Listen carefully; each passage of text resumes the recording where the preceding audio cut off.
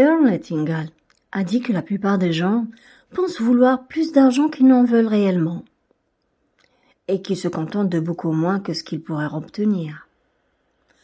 Pour que ce concept de prospérité passe à la vitesse supérieure, vous devez être précis. Exactement. Combien d'argent voulez-vous? Rappelez-vous que vous travaillez avec votre esprit subconscient et que le subconscient ne pense pas. Il accepte. Il accepte simplement des images, puis il les transforme en réalité. Ainsi, dire « je veux beaucoup d'argent » n'est pas suffisant, car personne, et surtout pas le subconscient, ne sait combien représente beaucoup. Je vous recommande vivement de prendre ce chapitre très au sérieux, car l'idée qu'il contient pourrait littéralement changer votre vie. Mais comprenez bien que penser ne suffit pas, vous devez passer à l'action. Il y a certaines choses que vous devez faire, et la première consiste à décider combien d'argent voulez-vous. Pour répondre à cette question, il serait probablement judicieux de décider à quoi vous voulez que cet argent serve. Mais dire simplement « je veux de l'argent pour vivre » n'est pas suffisant. Car, avant tout, vous devez réaliser que notre société est structurée de telle manière que le gouvernement vous fera vivre. En fait, dans la plupart des endroits, il vous enverra même un chèque. Vous pouvez rester chez vous et recevoir malgré tout un revenu subsistance. À ce stade, vous vous dites probablement « oh oui, je le sais, mais je veux vivre mieux que cela ». Très bien. Devenons précis. Combien mieux? Gardez à l'esprit que ce type d'exercice va exiger une planification sérieuse de votre part. Prenez une feuille de papier et dressez une liste de toutes les choses ou activités auxquelles vous prévoyez de consacrer de l'argent au cours de l'année à venir. Pour vous aider à commencer cette liste, j'ai défini ci-dessous plusieurs catégories types. Alimentation, loyer ou hypothèque, vêtements, automobiles, services publics, éducation, vacances, loisirs, assurance et épargne. Bien entendu, ce ne sont là que quelques-uns des nombreuses possibilités. Continuez donc à travailler sur votre propre liste jusqu'à ce qu'elle soit complète. Et souvenez-vous, vous ne devez pas indiquer le montant que vous dépensez actuellement. Au contraire, prenez chaque élément de la liste, visualisez la façon dont vous souhaitez vivre, puis inscrivez le montant d'argent que cela vous coûtera. Par exemple, vous ne sortez peut-être dîner dans un bon restaurant que lors d'occasions très spéciales, mais vous pourriez vous visualiser en train de passer une soirée très agréable au restaurant une fois par semaine, où le service est excellent, la nourriture encore meilleure et l'ambiance digne de la royauté. Cela, combien coûtera-t-il? C'est ce chiffre que vous recherchez. Vous conduisez peut-être une voiture fatiguée, montrant des signes de rouille, mais vous pourriez vous visualiser au volant d'une voiture neuve de votre choix, que vous changez tous les ans ou tous les 2 ans. Combien coûtera-t-il? Rappelez-vous que vous n'avez pas signé de contrat pour vivre éternellement et que ceci n'est pas un exercice d'entraînement. C'est votre vie et vous devriez en profiter pleinement, autant que cela est humainement possible. Par conséquent, vous devriez disposer de l'argent nécessaire pour vous offrir les choses que vous voulez enfin, pour vivre de la manière que vous choisissez. Permettez-moi de vous mettre en garde. Il ne sera pas inhabituel que votre esprit vous joue des tours à ce stade et que vous pensiez « c'est vraiment fou, hein? Je n'aurai jamais l'argent nécessaire pour vivre cette vie comme ce livre le suggère. » Je tiens toutefois à vous rappeler qu'il existe de nombreuses personnes qui ont suffisamment d'argent pour vivre de la manière décrite dans ce livre et qu'elles ne sont pas nées riches, ni n'ont hérité de cet argent. Elles sont nées riches dans le sens où elles possédaient le potentiel donné par Dieu pour réussir. Tout le monde l'est, mais la plupart des gens, elles ont connu à une époque le manque d'argent. Comprenez que vous aussi vous pouvez réussir, et vous réussirez si vous faites simplement ce que ce livre suggère. Pendant que j'écris ces lignes, je me sens obligée de faire une digression de quelques lignes afin de vous rappeler que vous possédez en vous la grande ressource et capacité, enfermée à l'intérieur, qui n'attendent qu'à s'exprimer.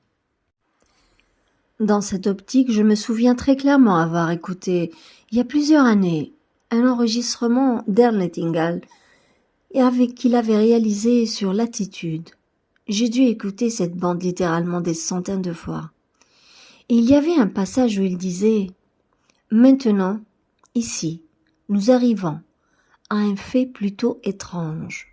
Nous avons tendance à minimiser les choses que nous pouvons faire, les objectifs que nous pouvons atteindre, et pourtant, pour une raison tout aussi étrange, nous pensons que les autres peuvent faire des choses que nous ne pouvons pas faire. » Earl poursuivait en disant « Je veux que vous sachiez que ce n'est pas vrai. Vous avez en vous de profonds réservoirs de talents et de capacités. Et vous pouvez avoir les choses que vous voulez.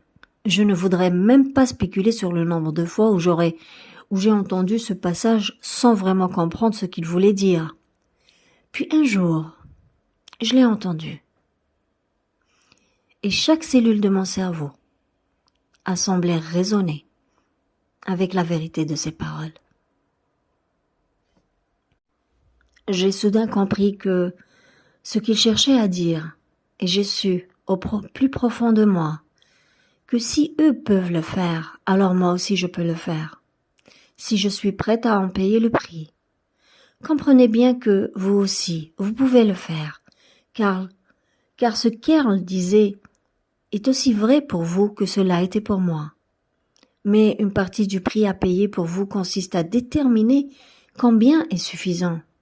Alors ne sortez pas un chiffre du ciel, faites-le correctement, car lorsque vous aurez terminé, vous serez heureux de l'avoir fait. De plus, cet exercice vous aidera également à développer un esprit plus discipliné. À ce stade, vous pensez peut-être que cette section ne vous concerne pas, parce que vous êtes déjà trop endetté pour commencer à accumuler une somme d'argent importante, mais vous serez heureux d'apprendre que nous avons une excellente idée qui vous aidera à résoudre ce problème également. De plus, vous serez ravi d'apprendre que dans de nombreuses situations, et la vôtre peut en faire partie, une personne peut devenir riche même si elle ne gagne jamais plus d'argent que ce qu'elle ne gagne actuellement. Cette seule pensée devrait vous donner l'encouragement nécessaire pour continuer votre lecture.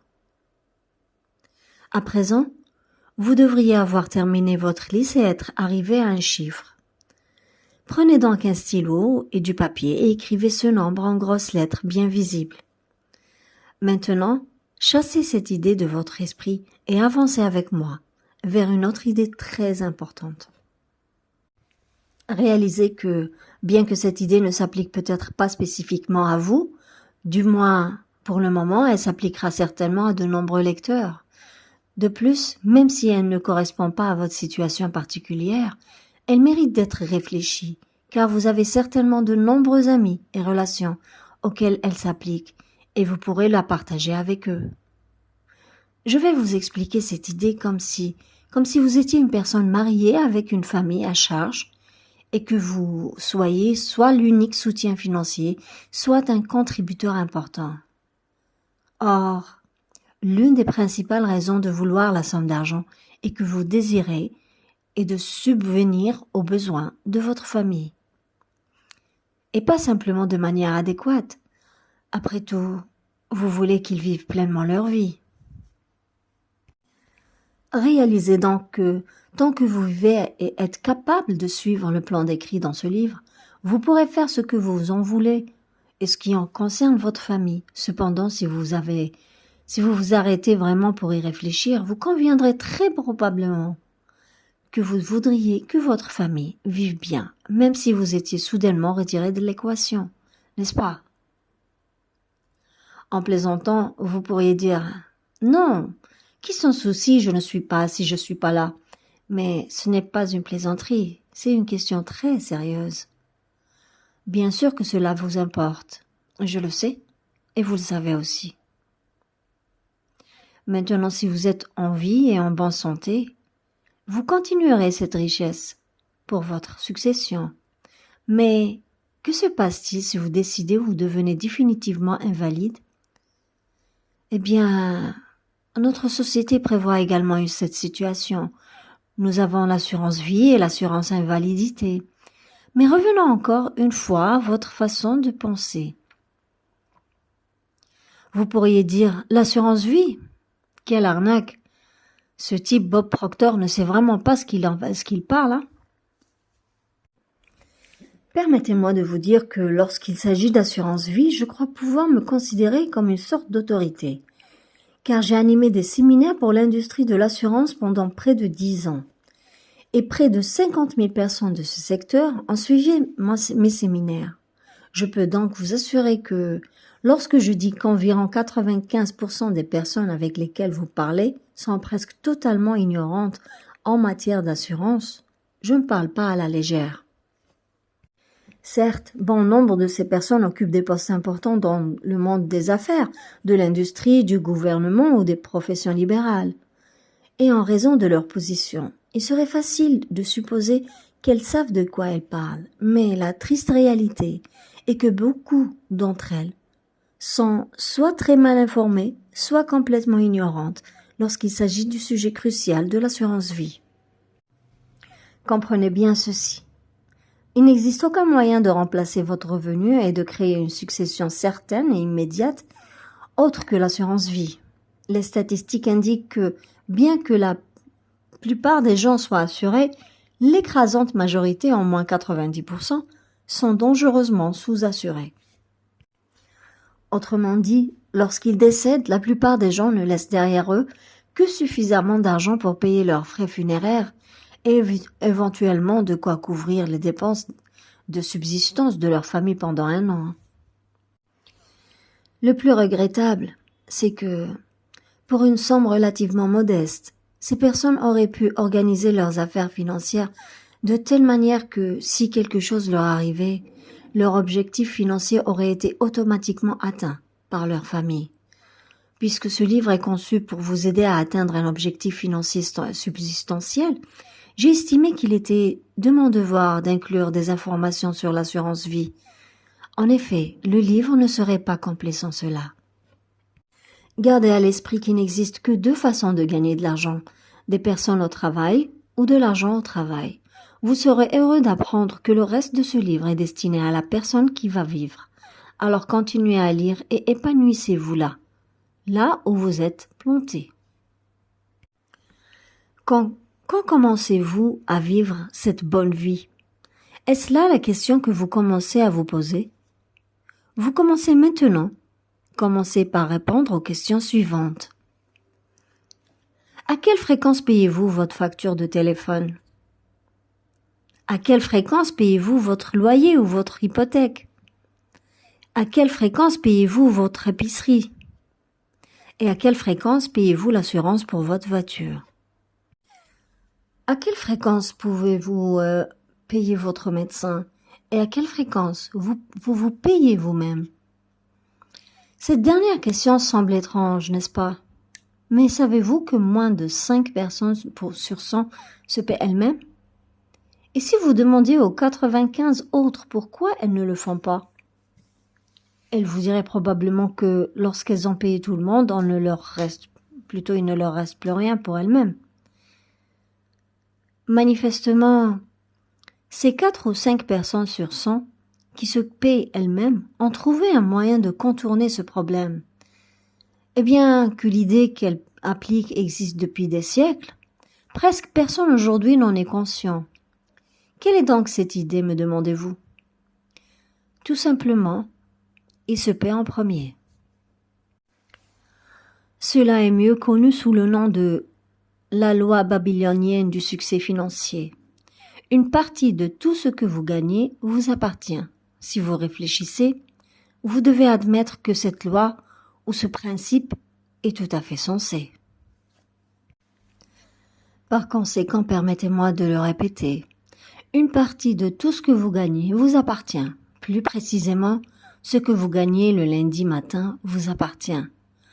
Cette somme doit donc aller directement dans un compte spécial auquel vous n'avez pas facilement accès.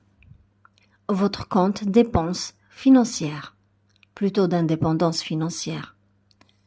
Ce que vous gagnez le lundi matin représente probablement 10% de votre revenu. Vous devriez donc vous payer au moins ces 10% immédiatement, dès le départ, et non après que tout le monde a été payé.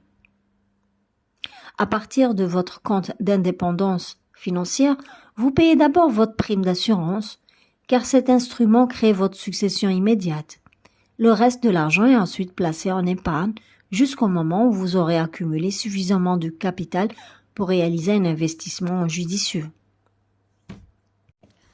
Rappelez-vous, vous ne touchez pas à ce compte, ni aux intérêts qu'il produira. Ainsi, en très peu de temps, vous constaterez des progrès suffisants pour acquérir la motivation et l'inspiration nécessaires pour continuer. De plus, le fait de savoir que vous disposez d'une succession immédiate, si jamais quelque chose devait vous arriver, vous apportera une sérénité d'esprit supplémentaire. Programme ordonné de remboursement des dettes. Il se peut que vous ayez déjà des dettes qui semblent engloutir la totalité de votre salaire, ne vous laissant rien pour vous-même. Mais comprenez ceci, ces dettes peuvent être éliminées. Bien entendu, le montant de la dette que vous avez contractée déterminera le temps nécessaire pour repartir à zéro. Au fin de la discussion suivante, vous devez considérer votre hypothèque ou votre remboursement immobilier, probablement l'un de vos paiements mensuels les plus élevés, comme un investissement et non comme une dette. Tout l'argent que vous gagnez le lundi après-midi et le mardi matin doit aller directement dans votre compte de remboursement des dettes. Cela représente 20% de votre revenu. Vous devriez également vous asseoir et rédiger la lettre que vous enverrez à tous vos créanciers pour les informer de votre plan. Cependant, avant d'envoyer cette lettre, vous devez d'abord dresser une liste de vos créanciers afin de déterminer quelle proportion de ces 20% chacun recevra. Il est possible que ce montant soit plus élevé que ce qu'ils reçoivent actuellement, ou qu'il soit inférieur. Quoi qu'il en soit, ce sera la somme qu'ils recevront. Néanmoins, quelle que soit cette somme, ils la recevront régulièrement, aux dates convenues. Voici un exemple de lettre que vous pouvez utiliser comme guide pour la rédaction. Lettre type. Cher monsieur, madame. Comme vous le savez, je vous dois la somme de X $ et j'ai l'intention de vous rembourser intégralement, intérêts compris. Afin d'atteindre cet objectif, j'ai élaboré au cours des derniers jours un plan visant à me placer dans une situation financière stable. À cette fin, j'ai ouvert un compte de remboursement des dettes et 20% de mon revenu est versé directement sur ce compte.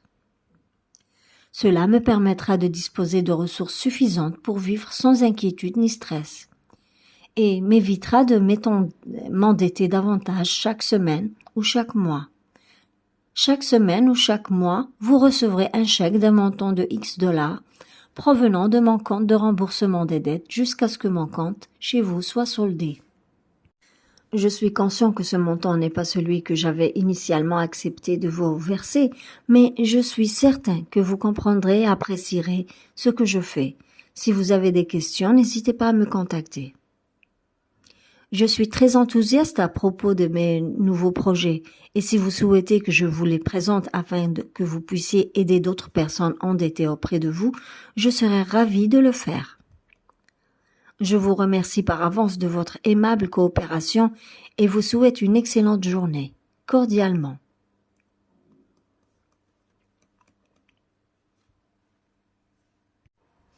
Comprenez bien que votre lettre à vos créanciers est une déclaration de fait et non une demande. C'est vous qui êtes responsable de vos finances, pas vos créanciers. Assurez-vous que vos lettres soient soigneusement dactylographiées et joignez le premier paiement à votre lettre d'accompagnement. Sachez qu'il existe une faible possibilité qu'une personne déraisonnable refuse de coopérer. Elle pourrait même aller jusqu'à vous appeler et tenter de vous intimider en vous menaçant de poursuites judiciaires. Mais tenez bon, car il n'existe aucun tribunal dans le pays qui ne vous félicitera lorsque vous expliquerez l'ensemble de votre plan d'indépendance financière. De plus, vous constaterez que 95% des personnes à qui vous écrirez se montreront très coopératives. Maintenant, félicitez-vous chaleureusement, car à partir de cet instant, vous êtes bel et bien en route vers une nouvelle façon de vivre. Passons brièvement en revue ce que vous avez accompli jusqu'à présent. 1. Vous disposez d'une succession immédiate si jamais quelque chose vous arrive. 2. Vous avez un compte d'épargne. 3. Vous vous payez vous-même. 4. Vous avez un programme ordonné de remboursement de dettes. 5. Il vous reste 70% de votre revenu pour vivre, faire fonctionner le foyer et vous divertir. Votre esprit est libéré. Poursuivez votre route vers de grandes idées qui vous attendent dans la suite de ce livre. À partir de ce moment, ne pensez plus jamais aux dettes et souvenez-vous que tout cela a été réglé. Concentrez-vous simplement sur votre compte d'épargne et regardez-le croître. Répétez « Je suis riche, l'argent est bon, j'utilise l'argent et j'aime les gens ». Métaphoriquement parlant, mettre de l'ordre dans vos finances actuelles ressemble beaucoup à la mise au point de votre automobile pour un voyage que vous vous apprêtez à entreprendre. Réalisez donc qu'à partir de cet instant, vous êtes réglé pour votre voyage. Et même si vous gagnez actuellement que X dollars par an, vous devez vous voir sur l'écran de votre esprit, gagnant déjà le nouveau revenu annuel que vous avez calculé comme nécessaire pour acheter les choses que vous voulez et vivre de la manière que vous avez choisie. Si vous êtes sérieusement intéressé par l'indépendance financière et que vous n'avez pas encore agi sur les idées précédentes, je vous recommande vivement de le faire maintenant. Continuer vers le chapitre suivant sans l'avoir fait serait comparable à partir en voyage avec une voiture qui ne fonctionne que sur la moitié de ses cylindres. Vous pouvez être presque certain que votre véhicule tombera en panne et vous empêchera d'atteindre votre destination. Mais en vous assurant que tout est correctement réglé, vous pouvez vous détendre et adopter une attitude calme et sereine, sachant que vous arriverez à destination et que vous pourrez pleinement apprécier le paysage en cours de route.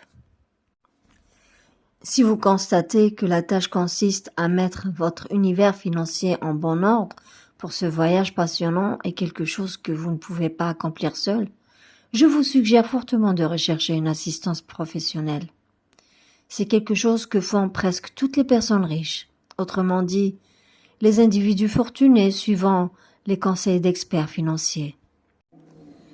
Le principe est similaire à celui qui veut que, si le corps d'une personne est malade, elle consulte un médecin compétent pour obtenir des conseils. De plus, gardez à l'esprit que même les personnes en bonne santé, si elles sont avisées, consultent périodiquement un médecin pour un examen de contrôle. En d'autres termes, il n'est pas toujours nécessaire d'être malade pour aller mieux. Il a déjà été porté à votre attention que très peu de personnes développent une véritable expertise dans le domaine de la planification financière sérieuse. Vous devriez donc rechercher un conseiller financier compétent de la manière que vous recherchiez de l'aide pour des questions juridiques. Il existe des entreprises offrant ce type de services financiers dans chaque ville. Dans certains endroits, elles ne sont pas faciles à trouver, mais elles existent si vous prenez la peine de les chercher. J'ai eu le plaisir de participer au lancement d'une telle entreprise dans la ville de Toronto, au Canada, en 1979. Le nom de cette entreprise est le McCreary Group. Aujourd'hui, l'entreprise compte près de 5000 clients satisfaits qui ont bien engagé sur la voie de l'indépendance financière. Le McCreary Group sensibilise tous ses clients à un fait financier intéressant que je souhaite partager avec vous à présent. Ce fait est le suivant. Les gens se répartissent en 3 catégories distinctes en matière de finances.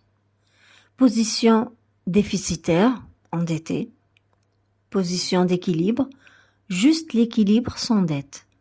Et position excédentaire, surplus. Il serait très facile de se tromper en pensant que si l'on se trouve dans la première ou la deuxième catégorie, il suffit de gagner plus d'argent pour passer automatiquement dans la troisième. Mais ce n'est évidemment pas nécessairement vrai. En effet, si une personne est en position financière déficitaire, cela signifie qu'elle a l'habitude de dépenser plus qu'elle n'en gagne. De plus, si elle est en position d'équilibre, elle a l'habitude de dépenser tout ce qu'elle gagne. Et puisque nous sommes tous des créatures d'habitude, il s'ensuit que gagner plus d'argent ne changerait pas nécessairement notre situation financière globale. Il est donc vital que, lorsque vous décidez de ce qui est suffisant, vous conceviez également un plan financier ou que vous deviez ou fassiez concevoir un pour vous, qui vous obligera à vous discipliner en moins pendant 1 mois ou 2, jusqu'à ce que vous formiez la nouvelle habitude de vivre selon un nouveau plan. Le chapitre suivant, le créateur d'images, vous aidera à comprendre comment et pourquoi vous devez commencer à vous voir déjà en train de gagner ce nouveau montant. Mais pour l'instant, gardez simplement à l'esprit que, à mesure que votre revenu augmente, les 10% que vous épargnez augmentent également et les 20% qui vont dans votre compte de remboursement des dettes augmentent eux aussi, ce qui signifie que vous pourrez éliminer vos dettes plus rapidement. De plus, il vous restera alors 90% de votre revenu pour vivre. Je vous vois déjà vous enthousiasmer à l'idée de ce concept. J'espère que vous avez apprécié cette vidéo. Nous avons partagé ici beaucoup d'informations utiles et elles contribuent à améliorer tous les aspects de votre vie. Alors si vous souhaitez être informé chaque fois que nous publions une nouvelle vidéo, cliquez sur s'abonner et activez les notifications. Et consultez toutes nos vidéos et nous vous avertirons lorsque nous en publierons de nouvelles.